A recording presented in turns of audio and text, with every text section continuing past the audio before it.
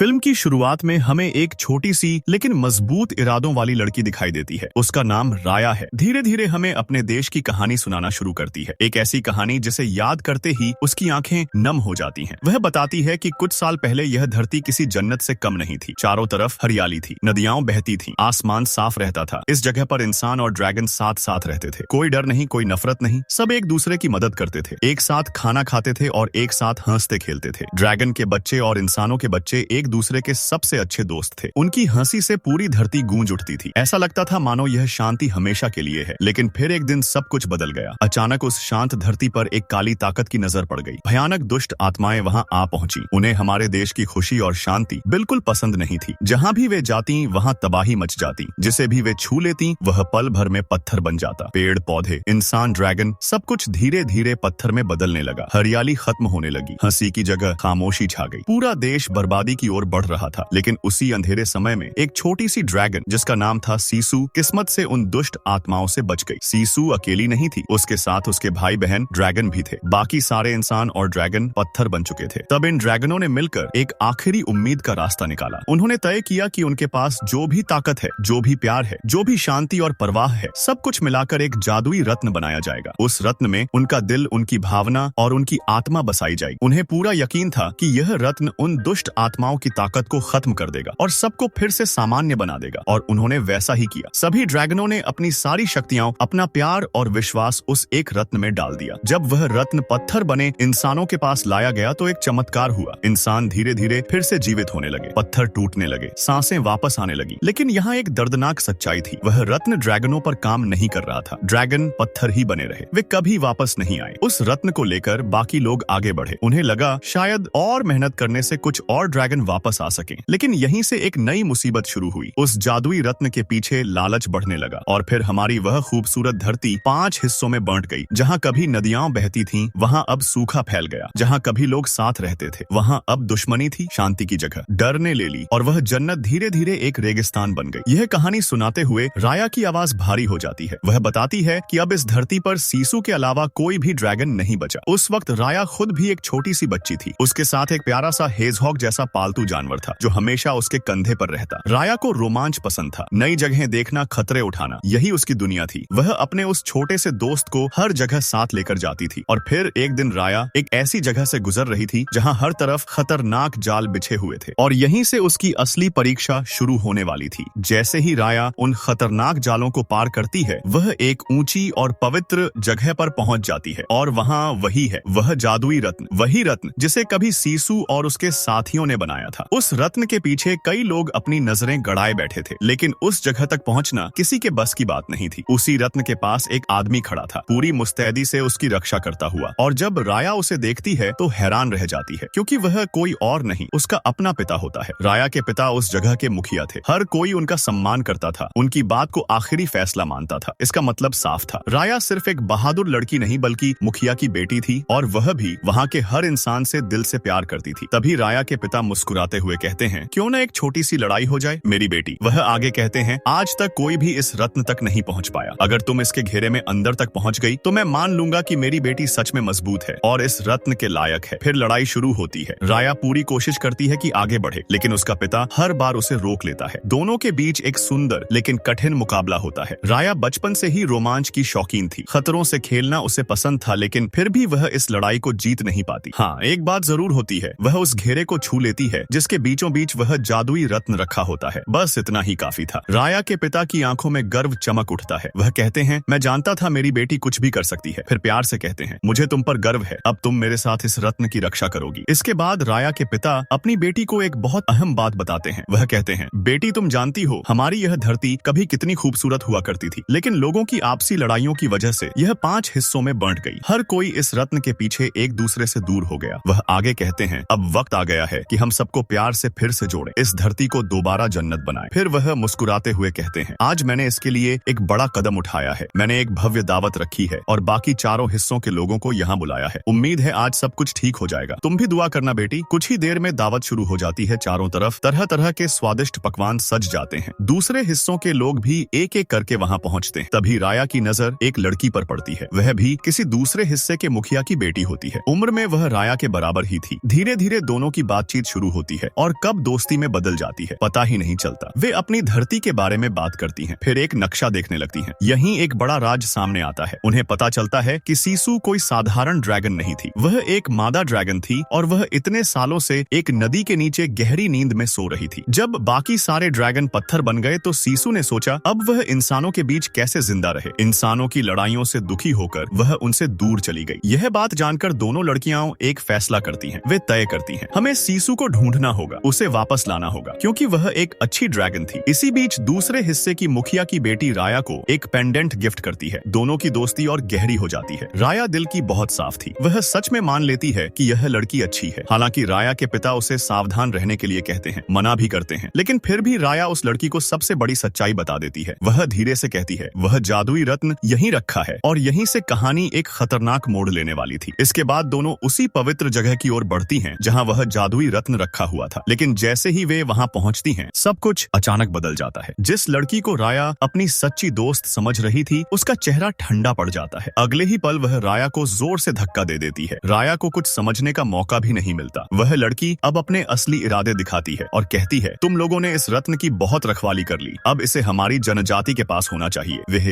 आगे कहती है यह रत्न सिर्फ तुम्हारा नहीं है, हम भी इससे जुड़े हुए हैं। यह कहते ही वह एक चमकती हुई चीज आसमान की ओर उछाल देती है और उसी पल सच्चाई सामने आ जाती है। यह सब पहले से तय था। वह चमकती रोशनी उसकी जनजाति के लिए एक संकेत थी कि रत्न यही है। कुछ ही पलों में उस जनजाति के लोग चारों तरफ से वहां पहुंच जाते हैं। जैसे ही वे आते हैं बिना सोचे समझे रत्न के लिए लड़ाई शुरू हो जाती है। कोई किसी की नहीं सुनता, हर हाथ उस रत्न को छीनने में लगा होता है और तभी एक भयानक हादसा हो जाता है। हाथापाई के दौरान वह जादुई रत्न नीचे गिर जाता है और टूटकर 5 टुकड़ों में बिखर जाता है। उसी समय राया के पिता वहां पहुंचते हैं। जैसे ही उनकी नजर टूटे हुए रत्न पर पड़ती है उनका दिल टूट जाता है, लेकिन इससे भी बुरा अभी होना बाकी था क्योंकि रत्न के टूटते ही वे दुष्ट आत्माएं दोबारा जिंदा हो जाती हैं। अंधेरा फैलने लगता है। वे फिर से सब पर हमला करने के लिए बढ़ने लगती हैं। अगर अभी कुछ नहीं किया गया तो सब फिर से पत्थर बन जाएंगे। अब सवाल यह था जब रत्न टूट चुका है तो सबको वापस सामान्य कैसे किया जाए। तभी राया के पिता बिना एक पल गनवाए रत्न का एक टुकड़ा उठाते हैं और उसे उन दुष्ट आत्माओं के सामने कर देते हैं। जैसे ही वह टुकड़ा सामने आता है वे आत्माएं कुछ दूरी पर हट जाती हैं। राया के पिता अपनी बेटी, अपने लोगों और अपने राज्य को बार बार बचाते हैं। उधर बाकी जनजातियों के लोग भी रत्न के टुकड़े उठा लेते हैं और अपनी जान बचाते हुए वहां से भाग निकलते हैं। उन्हें इस बात की कोई परवाह नहीं होती कि उन्हें प्यार से दावत पर बुलाया गया था। वे वहां लड़ने आए थे और रत्न लेने आए थे। इस बीच राया के पिता सबको बचाने की कोशिश में गंभीर रूप से घायल हो जाते हैं। वह राया के साथ भागने की कोशिश करते हैं लेकिन चोट की वजह से उनके कदम जवाब दे देते हैं। वहीं रुककर वह अपनी बेटी से कहते हैं मेरी प्यारी बेटी, मुझे तुम पर पूरा भरोसा है। मैं उसी दिन समझ गया था कि मेरे बाद तुम ही इस रत्न की रक्षा करोगी। वह दर्द में भी मुस्कुराने की कोशिश करते हैं और कहते हैं मैं यहीं रुकता हूँ, अब आगे तुम्हें ही इस रत्न की रक्षा करनी है और अपने पूरे राज्य की भी। यह कहते हुए वह आखिरी बार अपनी बेटी को देखते हैं और फिर उसे उस बहती हुई नदी की ओर धक्का दे देते हैं रत्न के टुकड़े के साथ, और राया आंसुओं के साथ नदी की गहराइयों में बहती चली जाती है। यहीं से उसकी असली यात्रा शुरू होती है। जैसे ही राया नदी में बहती चली जाती है उसी पल वे दुष्ट आत्माएं वहां पहुंच जाती हैं और देखते ही देखते वे राया के पिता को भी पत्थर बना देती हैं। सब कुछ खत्म हो जाता है। शांति, उम्मीद, सब यहीं पर दृश्य बदल जाता है। यह सब बीते हुए कल की कहानी थी और यह कहानी खुद राया सुना रही थी। अब वक्त बदल चुका था। 6 साल बीत चुके थे। वह छोटी सी लड़की अब बड़ी हो चुकी थी। इन 6 सालों में राया ने वही किया जो उसके पिता ने आखिरी बार कहा था। वह जादुई रत्न के टुकड़े की रक्षा भी कर रही थी और साथ ही सीसू ड्रैगन को ढूंढ भी रही थी क्योंकि उसे विश्वास था सीसू अब भी जिंदा है, किसी नदी के नीचे गहरी नींद में। अगर वह सीसू को ढूंढ ले तो सब फिर से ठीक हो सकता है, उसका पिता भी और पूरा राज्य भी। इन सालों में राया का छोटा सा पालतू भी बड़ा हो चुका था। दोनों के बीच अब एक गहरी बॉन्डिंग थी। जैसे बचपन में थे वैसे ही अब भी हर सफर साथ तय करते थे। आखिरकार लंबे समय बाद राया उस नदी के पास पहुंच जाती है। उसका दिल कहता है सीसू यही है। वह पूरी ताकत लगाती है, काफी कोशिश करती है और अंत में एक चमत्कार हो जाता है। सीसू ड्रैगन जाग जाती है। राया खुशी और राहत के आंसुओं के साथ कहती है मैंने तुम्हें हर जगह ढूंढा है, अब तुम जाग गई हो तो मेरी बात सुनो, मैं बहुत परेशान हूँ और अब मुझे तुम्हारा साथ चाहिए। सीसू सामने आती है, एक प्यारी मासूम सी ड्रैगन। जैसे ही उसकी नजर रत्न के टुकड़े पर पड़ती है वह खुशी से उछल पड़ती है। यह वही रत्न है, यही तो हमने बनाया था। रत्न नीली रोशनी में चमकने लगता है। राया भावुक होकर कहती है हाँ मुझे यही चाहिए, इसे फिर से पूरा बनाओ, मेरे पिता को वापस ले आओ। 6 साल हो गए हैं, वह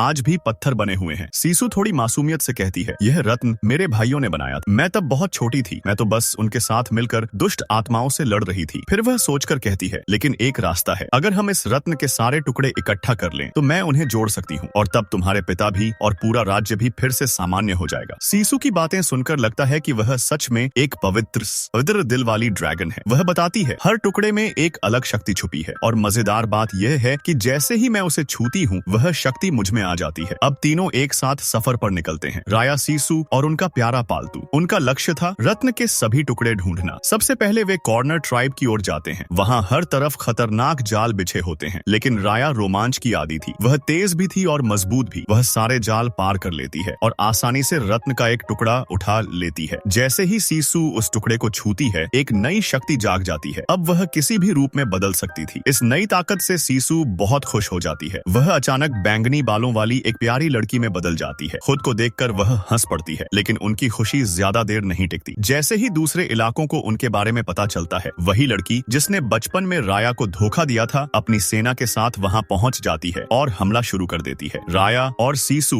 वहां से जान बचाकर भागते हैं। भागते हुए उनकी नजर एक छोटे से लड़के पर पड़ती है। उसके पास एक छोटी नाव होती है। वह प्यार से कहता है, आओ मेरी नाव में बैठ जाओ। लेकिन राया सीसू से फुसफुसाकर कहती है, किसी पर भरोसा मत करना। नाव धीरे धीरे आगे बढ़ रही होती है। तभी सीसू फिर से पानी में कूदती है, ड्रैगन का रूप लेती है और नाव को पीछे से जोर से धक्का देती है। नाव तेजी से आगे बढ़ने लगती है। तभी वह छोटा लड़का दुखी आवाज में कहता है, उन दुष्ट आत्माओं ने मेरे पूरे परिवार को भी पत्थर बना दिया है। और राया समझ जाती है वह इस लड़ाई में अकेली नहीं है। अब इस दुनिया में मैं बिल्कुल अकेला हूँ। यह कहते ही उस छोटे लड़के की आंखें भर आती हैं। राया उसका दर्द समझ जाती है। सीसू भी चुप हो जाती है। धीरे धीरे तीनों के बीच एक अनोखी दोस्ती बन जाती है। अब वे सिर्फ साथी नहीं थे, बल्कि एक दूसरे का सहारा बन चुके थे। सफर आगे बढ़ता है। नाव चलती रहती है। रास्ते में वे बातें करते हैं, अपने दुख, अपने सपने साझा करते हैं और फिर वे पहुंचते हैं तीसरी जनजाति यानी धरती के तीसरे हिस्से में। राया सीसू से कहती है, तुम नाव में ही रुको, मैं अकेले जाकर देखती हूँ। लेकिन जैसे ही वह आगे बढ़ती है, अचानक उसके सामने एक छोटी सी लड़की आ जाती है। उसके साथ 3 नटखट बंदर होते हैं। अगले ही पल वे बंदर राया का सामान और रत्न उठाकर भाग जाते हैं। राया एक सेकंड भी नहीं रुकती, वह उनके पीछे दौड़ती है। काफी मशक्कत के बाद वह न सिर्फ अपने रत्न वापस ले आती है, बल्कि उन बंदरों को और उस छोटी लड़की को भी पकड़ लेती है। राया मुस्कुराकर कहती है, तुम बहुत चालाक हो और काफी तेज भी। क्या तुम मेरे साथ काम करना चाहोगी? बदले में मैं तुम्हें फल और पैसे दूंगी। छोटी लड़की कुछ देर चुप रहती है, फिर धीमी आवाज में कहती है, दुष्ट आत्माओं ने मेरे माँ बाप को भी पत्थर बना दिया है। मेरे पास अब कुछ भी नहीं बचा। अगर तुम मुझे अपने साथ रखो तो मैं तुम्हारा साथ दूंगी। और इस तरह टीम और बड़ी हो जाती है। उसी दौरान सीसू भी वहाँ पहुँच जाती है। नई जगह, नई चीजें देखकर वह बच्चों जैसी हरकतें करने लगती है। वह बड़ी उधर की चीजें उठाने लगती है, क्योंकि उसने ऐसी दुनिया पहले कभी नहीं देखी थी। लोग उसे पकड़ने की कोशिश करते हैं। तभी एक बूढ़ी औरत सामने आती है। सीसू अनजाने में कह देती है, हम यहाँ रत्न लेने आए हैं, बस यही गलती थी। वह बूढ़ी औरत सीसू को फंसा लेती है और अपने साथ ले जाती है। तब पता चलता है उस बूढ़ी औरत के पास भी रत्न का एक टुकड़ा है। वह धमकी देते हुए कहती है, मुझे रत्न दो, वरना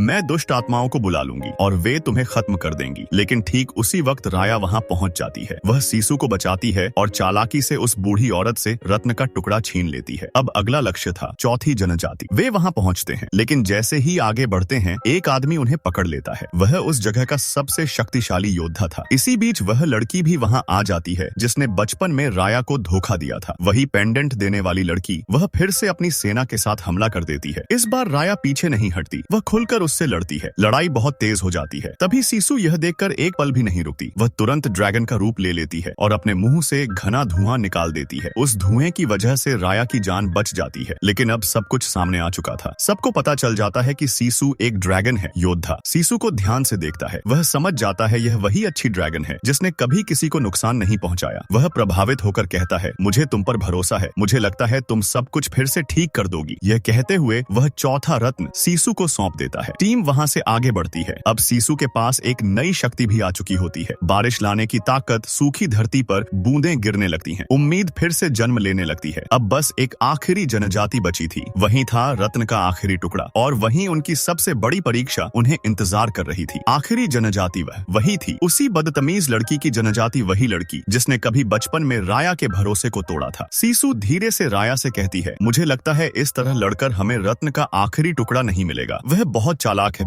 क्यों ना हम उससे दोस्ती का रास्ता अपनाएं। सीसू आगे कहती है, हमारे पास पहले से 4 टुकड़े हैं, अगर वह 5वां टुकड़ा दे दे तो हम सब जोड़कर इस धरती को फिर से ठीक कर सकते हैं। लेकिन राया तुरंत मना कर देती है, कभी नहीं, किसी भी कीमत पर नहीं। सीसू सीसू राया को समझाने की कोशिश करती है। मैं तुम्हें कैसे समझाऊं? इस दुनिया में अभी भी अच्छे लोग हैं, भरोसा करना सीखो। तुम एक अच्छे इंसान की बेटी हो, शायद तुम्हारा भरोसा सब कुछ ठीक कर दे। यह कहते हुए सीसू राया को एक खास जगह ले जाती है, वह जगह जहाँ सारे ड्रैगन पत्थर बन चुके थे। सीसू वहाँ रुककर कहती है, देखो ये मेरे भाई थे। पत्थर बने ड्रैगनों की तरफ देखते हुए वह भावुक हो जाती है। पत्थर बनने से पहले उन्होंने मुझ पर भरोसा किया, उन्होंने मुझे यह रत्न सौंपा। उसी भरोसे की वजह से मैं दुष्ट आत्माओं को हरा पाई। फिर वह राया की तरफ देखती है, और देखो तुम्हारे पिता ने भी तुम पर भरोसा किया, उन्होंने तुम्हें यह रत्न दिया। सीसू की बातें राया के दिल को छू जाती हैं। काफी सोचने के बाद वह आखिरकार मान जाती है। राया एक चिट्ठी लिखती है, उसके साथ वह पेंडेंट भी रखती है जो उस लड़की ने बचपन में उसे दिया था। चिट्ठी में लिखा होता है, आओ दोस्ती करें, सब मिलकर इस दुनिया को बचाएं। वह चिट्ठी उस छोटी लड़की और उसके बंदरों के हाथ भिजवा दी जाती है। जब वह लड़की चिट्ठी पढ़ती है तो उलझन में पड़ जाती है। आखिरकार वह मिलने के लिए आती है, रत्न के आखिरी टुकड़े के साथ, लेकिन उसका मन अब भी पूरी तरह तैयार नहीं होता। वह रत्न का टुकड़ा एक पत्थर पर रख देती है और अपने हाथ में तीर चलाने वाला हथियार तैयार रखती है। उसके मन में डर होता है, कहीं यह सब कोई चाल तो नहीं, कहीं सीसू मुझ पर हमला न कर दे। सीसू धीरे धीरे उसके पास जाती है ताकि उसे शांत कर सके, लेकिन तभी एक बड़ी गलती हो जाती है। डर के मारे वह लड़की तीर चला देती है। तीर सीधा सीसू ड्रैगन को लग जाता है। सीसू लड़खड़ाती है और नीचे बहते पानी में गिर जाती है। जैसे ही उस लड़की को एहसास होता है कि उसने क्या कर दिया है, वह घबरा जाती है, क्योंकि उसी पल दुष्ट आत्माएं फिर से लौटने लगती हैं। सीसू पानी की ड्रैगन थी, उसकी वजह से इस धरती पर पानी था। अब पानी धीरे धीरे खत्म होने लगता है, धरती सूखने लगती है और दुष्ट आत्माएं सीमाओं से अंदर घुसने लगती हैं। डर के मारे वह लड़की वहां से भाग जाती है। उधर राया पूरी तरह टूट जाती है। जब उसे लगता है कि सीसू अब नहीं रही और वह फिर से अकेली हो गई है, तो उसके अंदर गुस्सा भड़क उठता है। वह उस लड़की के पीछे जाती है। गुस्से में दोनों आमने सामने आ जाती हैं, तलवारों की भिड़ंत होती है। उधर दूसरी तरफ राया का पालतू वह छोटा लड़का और वह योद्धा रत्न के टुकड़ों की मदद से लोगों को बचा रहे होते हैं, लेकिन महल के अंदर राया और वह लड़की मौत की लड़ाई लड़ रही होती है। एक पल ऐसा आता है जब राया उसे मार ही देने वाली होती है। तभी राया की नजर बाहर जाती है और वह देखती है पूरा शहर तबाह हो रहा है, हर तरफ पत्थर बनते, लोग भागते हुए, मासूम और फैलता हुआ अंधेरा। और उसी पल राया को एहसास होता है, अगर अब भी नफरत जीती तो कुछ भी नहीं बचेगा। अब हालात पूरी तरह बेकाबू हो चुके थे। दुष्ट आत्माएं हर तरफ फैल चुकी थीं। गली गली महल महल, जहां नजर जाती वहां पत्थर बनते लोग दिखाई देते। राया बिना एक पल सोचे महल से बाहर दौड़ती है, लोगों को बचाने के लिए, उन्हें पत्थर बनने से रोकने के लिए। लेकिन उसी दौरान एक दिल तोड़ देने वाला दृश्य सामने आता है। उन दुष्ट आत्माओं ने उस लड़की की माँ को भी पत्थर बना दिया था। यह देखते ही उस लड़की के पैरों तले जमीन खिसक जाती है, उसकी आंखों से आंसू बहने लगते हैं। अब उसे समझ आता है, हम अलग अलग जनजातियां नहीं थे, हम सब एक ही धरती के लोग थे। हमारा असली दुश्मन कभी एक दूसरे नहीं थे, दुश्मन तो बस ये दुष्ट आत्माएं थीं। वह टूटे हुए दिल से कहती है, काश मुझे यह पहले समझ आ जाता, काश मैं अपनी माँ को बचा पाती। दर्द और पछतावे के साथ वह राया के पास आती है और उसी पल वह राया का साथ देने का फैसला कर लेती है। वह बाहर जाती है और रत्न के टुकड़े की मदद से लोगों की रक्षा करने लगती है। उसी समय राया को अचानक एक बात याद आती है, जब पहले दुष्ट आत्माओं का हमला बढ़ा था, तब ड्रैगनों ने अपना प्यार, भरोसा और एक दूसरे पर विश्वास उस रत्न में डाला था। यही वजह थी कि वह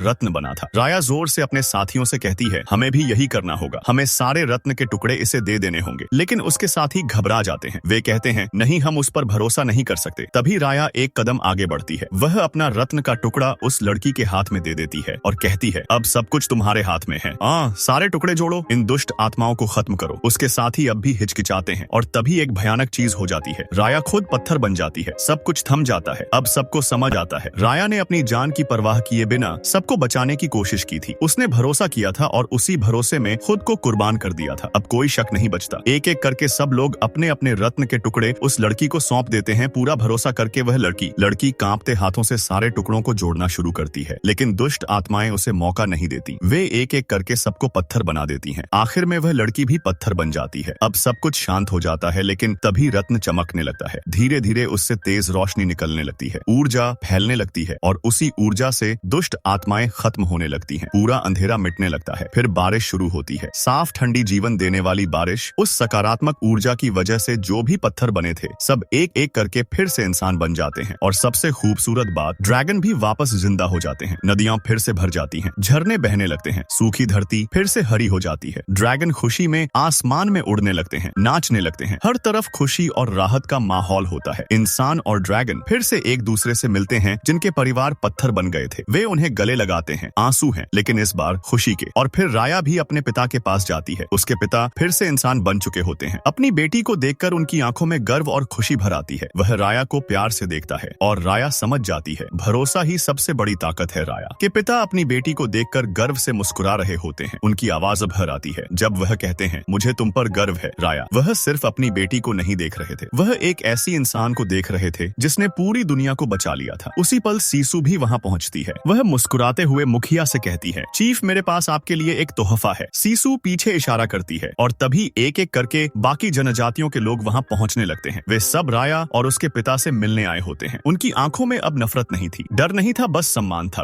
वे सब अपने पुराने गिले शिकवे पीछे छोड़कर दोस्ती और मेल मिलाप के लिए आए थे। यही हमें समझ आता है, जिस तरह रत्न के पांचों टुकड़े एक होकर पूरे हुए, उसी तरह पांचों राज्य भी फिर से एक हो गए थे। और कैसे भूल सकते हैं, राया और सीसू को दोनों के चेहरे पर सुकून और खुशी थी। उन्होंने यह साबित कर दिया था कि अगर हम एक दूसरे पर भरोसा करें, एक दूसरे की परवाह करें और दिल में प्यार रखें, तो कोई भी समस्या हमसे बड़ी नहीं होती। जब हम साथ होते हैं तो हम ताकत बन जाते हैं और जब बांटे होते हैं तो कुछ भी नहीं। इसी खूबसूरत सीख के साथ ये कहानी यहीं खत्म होती है। अगर आपको ये कहानी पसंद आई हो तो इसे शेयर करना न भूलें।